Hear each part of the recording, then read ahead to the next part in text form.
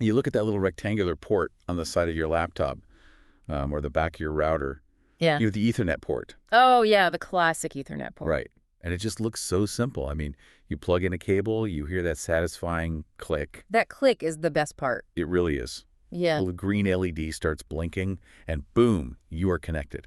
We take the entire experience completely for granted. Oh, absolutely. Whether you're running a hardwired connection for gaming or, relying on a massive enterprise switch to handle your office's Wi-Fi access points, you just assume your emails, your high-res video streams, all those massive file downloads they'll instantly find their way through this maze of wires. Right, without crashing into each other. Exactly. But today, we are pulling back the curtain. We're going to look at the incredibly complex choreography happening right behind that little port.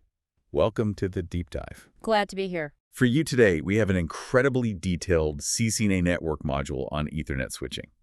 And, well, the mission of this deep dive is to demystify the invisible plumbing of our local networks, to understand exactly how data gets from point A to point B without crashing into absolutely everything else. Yeah, and it's fascinating because Ethernet seems simple on the outside, right? But that's only because the complexity is hidden by this truly brilliant set of rules. So it's a lot more than just a wire being on or off. Oh, way more. We are talking about operations happening at layer 1 and layer 2 of the OSI model, so the physical layer and the data link layer. Sure. It's this robust, highly dynamic system. And what's wild is that it scales from a modest, 10 megabits per second on legacy hardware all the way up to a blistering 100 gigabits per second in modern data centers. Wow. 100 gigabits. Yeah, the standard has survived for decades precisely because of how elegantly it manages all that traffic. Okay, let's unpack this. Because before data can travel across a copper wire or like a fiber optic cable, it needs a vehicle. Right, you can't just send raw data. Exactly. You can't just take a raw cloud of ones and zeros, dump them onto a physical cable, and just hope the computer on the other end knows what to do with them. It has to be carefully packaged. Right. And in the Ethernet world, that fundamental vehicle is called the Ethernet frame. The Ethernet frame. Okay, so how do we build this frame? Well, building it requires bridging the gap between physical hardware and network software. And the standard accomplishes this by splitting the data link layer into two distinct sublayers. Two sublayers, okay. Yeah. First, you have the LLC, or logical link control. That's defined by the IEEE 802.2 standard. 802.2, got it. Right. So the LLC acts as the software's point of contact.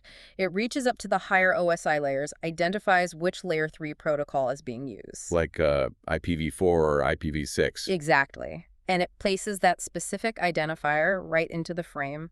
It allows the hardware to handle multiple different network protocols simultaneously without getting totally confused. Okay, so the LLC handles the upper management, basically talking to the operating system. That's a good way to look at it. But then you have the lower half, right? The MAC sublayer. Yes, defined by I802.3. Right, and this is kind of the blue-collar worker of the operation.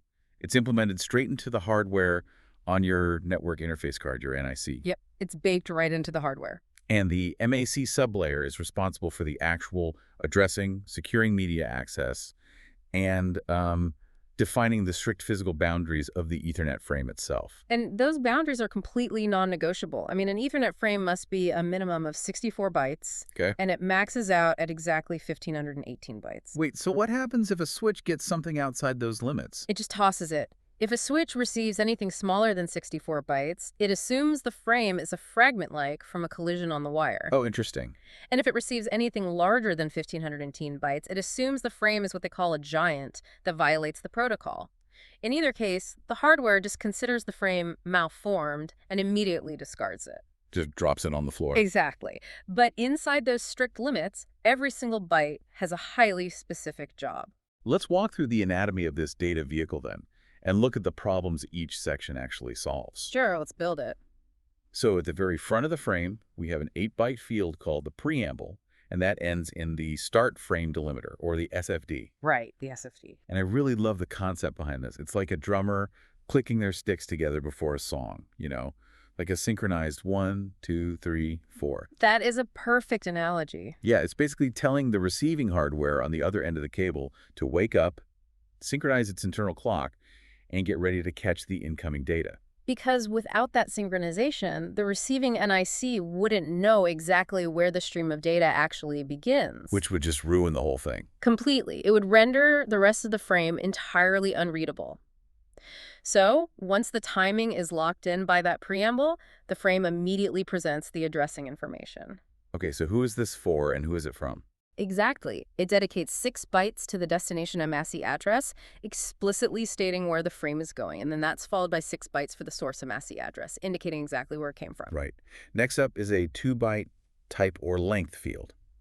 And this ties directly back to what we were talking about with the LLC sublayer, right? Identifying the payload. Yep. It acts like a shipping label for the cargo. So if the frame is carrying standard IPv4 data, this field reads 0 by 0800. So the receiving device doesn't have to guess what language the payload is speaking. The frame just declares it right up front. And following that label is the payload itself, the encapsulated layer 3 packet. The actual data we care about. Right, and this data field can range anywhere from 46 to 1500 bytes.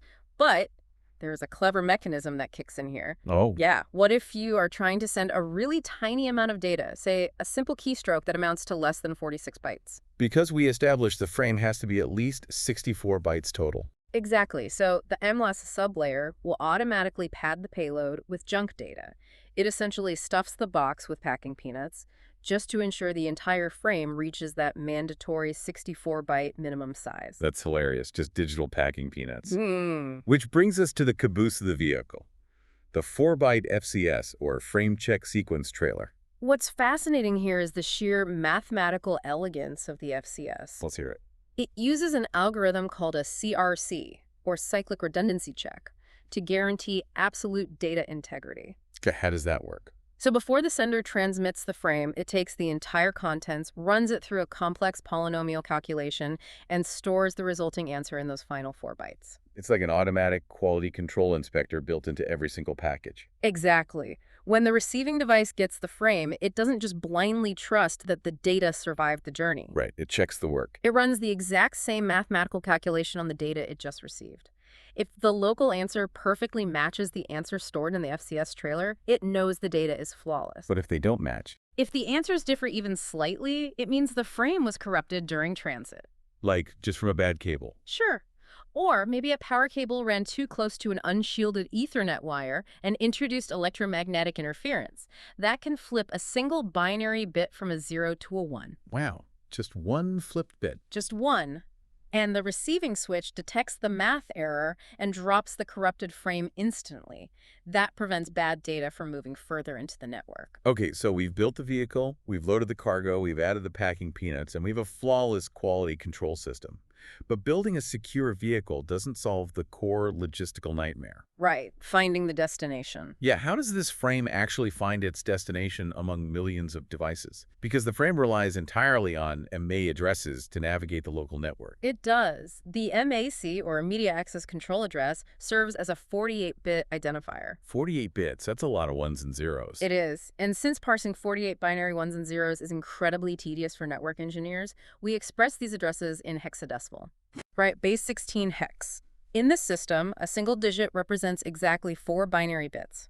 That allows us to condense a massive 48-bit address down into 12 highly readable hexadecimal digits. Okay, so MAC address typically looks something like 00602F3A07BC, something like that. Exactly. But it isn't just a randomized string of characters, right? It has a very rigid internal structure. You know, a MAC address is kind of like a car's VIN number. Oh, I like that. Yeah, like the first half tells you the manufacturer is Ford. The second half identifies the specific vehicle, and that number never changes for the life of the car.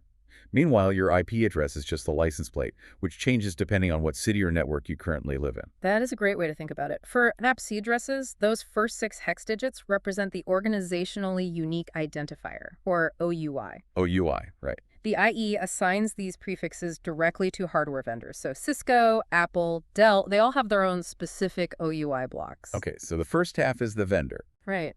And then the vendor assigns the remaining 6 digits. And they are actually contractually obligated to ensure that second half is unique for every single network card they produce. So no two cards should ever have the same MAC address. In theory, yes. And that permanence is why it's known as a BIA, right? A burned-in address. Because the address is literally hard-coded into the read-only memory of the network card at the factory. Exactly, the ROM. And when you boot up your computer, the network interface card reads that MAC address from its ROM and copies it into its active RAM to use for daily communication. But the fact that it is copied into RAM introduces a major caveat to the whole idea of a permanent identity. Oh. Yeah, the source material notes a significant security implication here.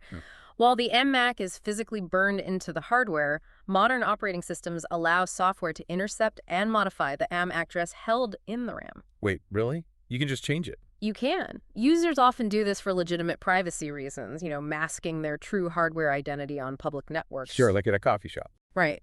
But this means any enterprise security system that relies solely on filtering hardware MAC addresses is fundamentally flawed. Those addresses can be easily spoofed by anyone with basic software tools. Man, that totally flips the concept of hardware trust on its head. And it's definitely something we'll need to circle back to. For sure. But assuming for a moment that devices on a local network are operating normally, how do these MAC addresses dictate the actual flow of traffic? Well, the flow depends entirely on the type of transmission required.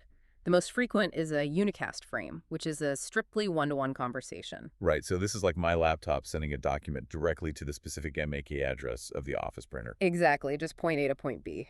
But there are scenarios where a device needs to alert every machine on the network, right? Yes, and that requires a broadcast frame, a one-to-all transmission. And the destination MAC address for a broadcast is basically shouting at everyone.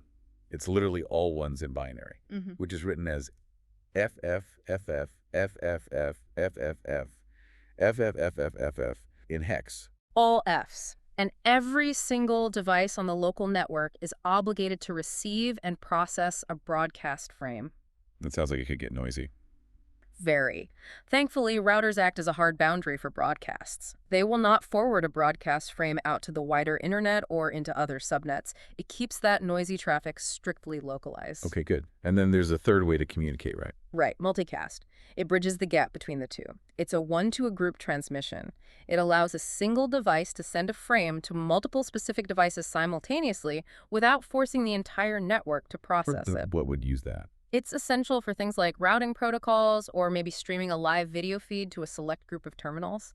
And multicast MIR addresses use specific reserved prefixes so switches can instantly recognize them. Right, like IPv4 uses 01005E and IPv6 uses 3333, right? Exactly. Okay, here's where it gets really interesting for me.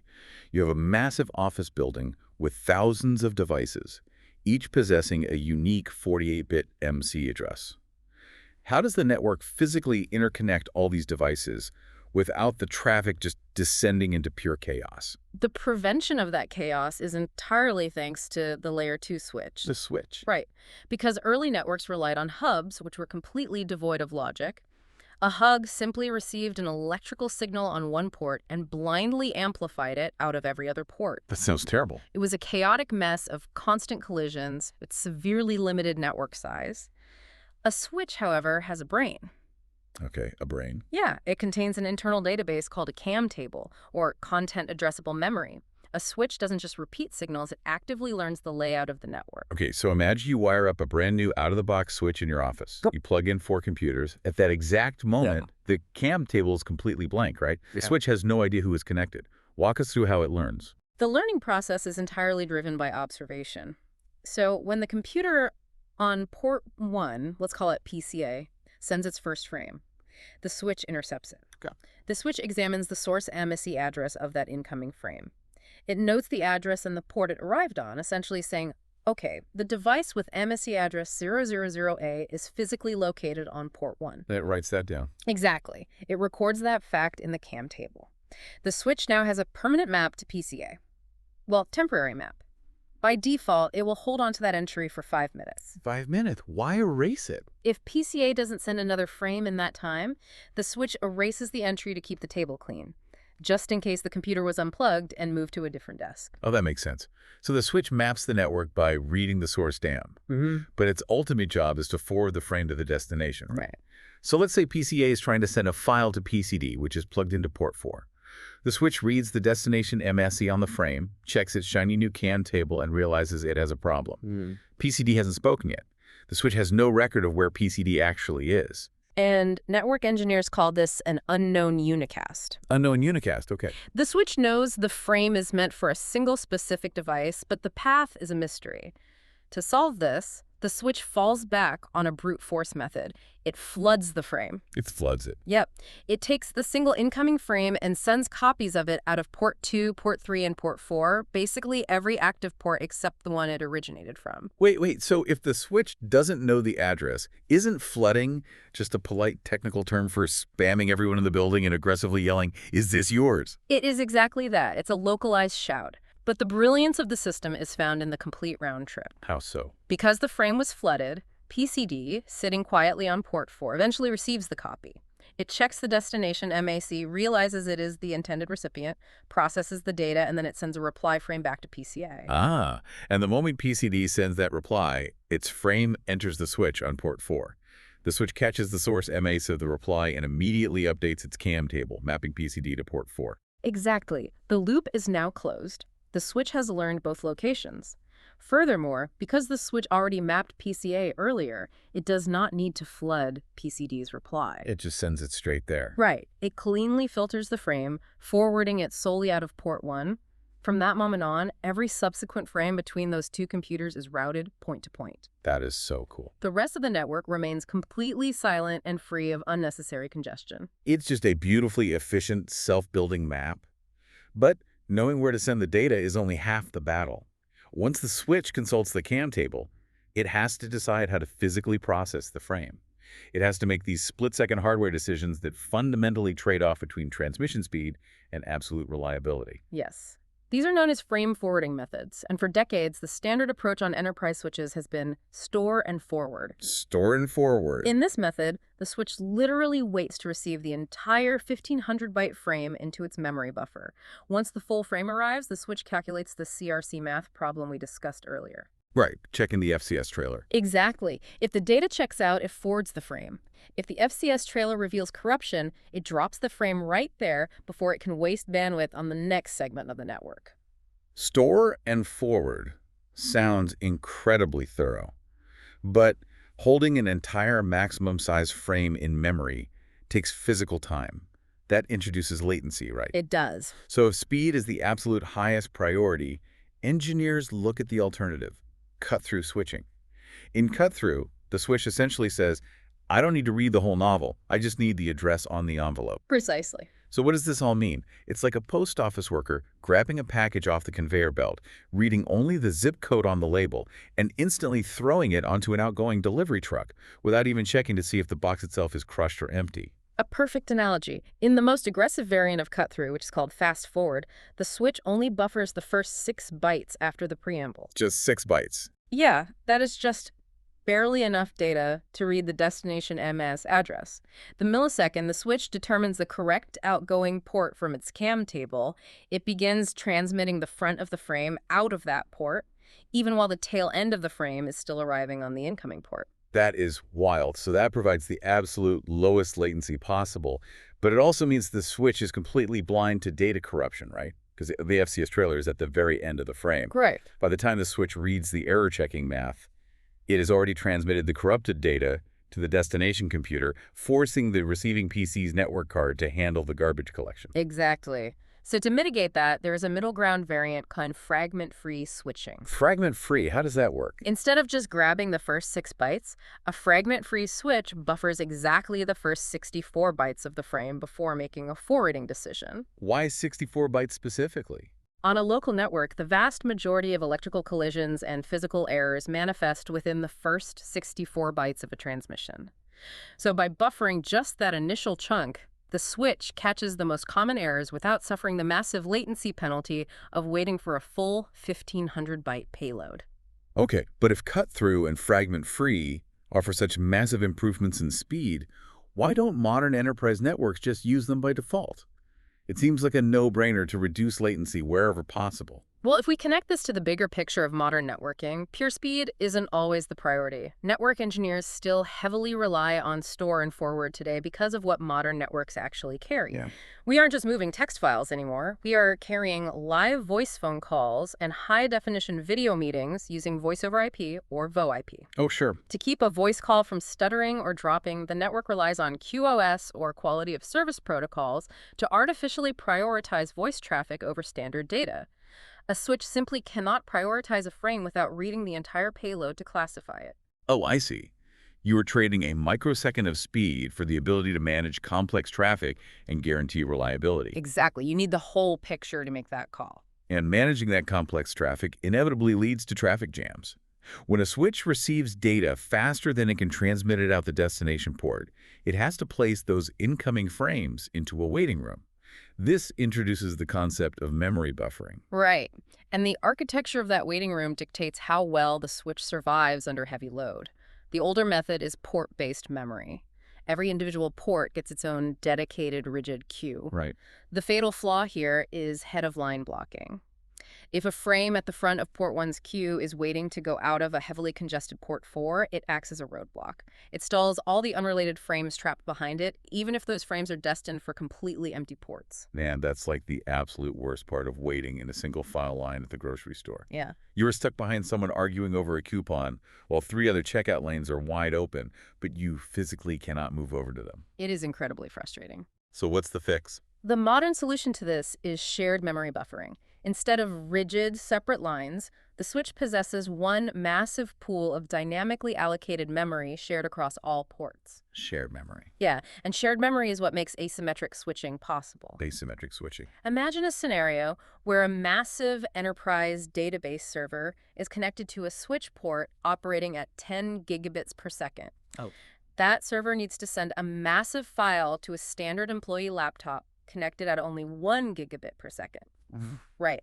The server is blasting data 10 times faster than the laptop's port can physically transmit it. So without a massive flexible memory buffer to absorb that 10 gigabit tidal wave, the switch would simply drop millions of frames, which would devastate network performance. Exactly. The shared memory acts as a reservoir, catching the flood from the server and spoon-feeding it to the laptop at a manageable 1 gigabit pace. And that physical speed difference highlights the final major hurdle in Ethernet switching, right? Physical interface settings. The source material emphasizes that port speed, like 1 gigabit versus 100 megabits, and port duplex settings must match perfectly on both ends of the cable for the link to function efficiently. Yes. Duplex is all about directional traffic flow. Full duplex means both devices can send and receive data simultaneously. Like a modern two-way highway. Exactly. While half duplex is a legacy setting where only one device can transmit at a time. Much like two people using a walkie-talkie, you have to wait for the channel to clear before you can speak. So what happens if they don't agree? Well, modern network cards utilize auto-negotiation to query each other and automatically agree on the highest shared speed and duplex settings. However, when auto-negotiation fails, perhaps due to a faulty cable or legacy hardware, you get a duplex mismatch. That sounds bad.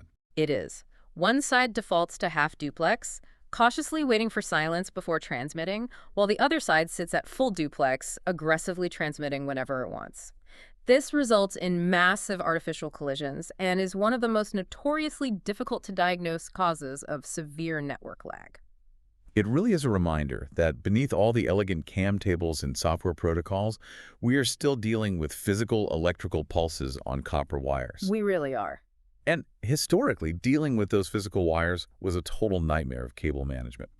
If you wanted to connect your PC to a switch, you had to use a straight-through cable where pin 1 wired to pin 1 and pin 2 wired to pin 2. All right. But if you wanted to daisy-chain 2 switches together, you had to hunt down a specialized crossover cable. Yeah, a crossover cable literally swapped the transmit and receive wire pairs inside the casing. So it connected the transmit pins on one switch pins 1 and 2 directly to the receive pins on the other pins 3 and 6. And if you used the wrong cable, the physical link simply wouldn't come up. It was a huge headache. But today we have Auto MDIX.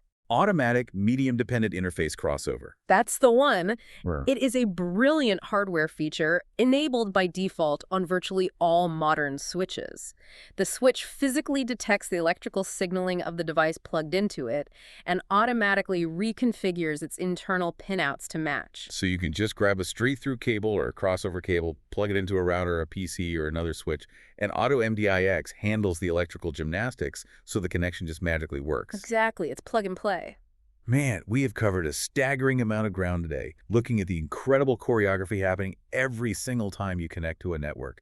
We've seen how frames are meticulously constructed to guarantee integrity, how those 48-bit MEA Perkel addresses act as unique identifiers, how switches use CAM tables to dynamically map the network to prevent chaos, and how hardware buffers and auto-negotiates to keep the data flowing smoothly. It really is a remarkable ecosystem of rules. But, I want to leave you with a final lingering thought based on the vulnerability we touched on earlier regarding MAC addresses. Right, the spoofing. Yeah.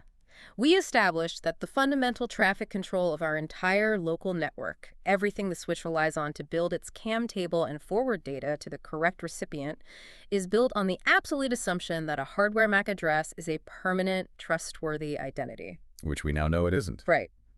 Modern operating systems allow software to easily spoof the back address held in RAM. So this raises an important question. If the very foundation of local network routing operates on a trust model that can be easily overwritten by a few lines of code, what happens to our internal security when malicious software decides to start wearing someone else's digital fingerprints? That is definitely something for you to keep in mind the next time you plug a cable into that simple little rectangular port. We expect the data to just flow flawlessly, but you really have to wonder, who else is tapping into the plumbing?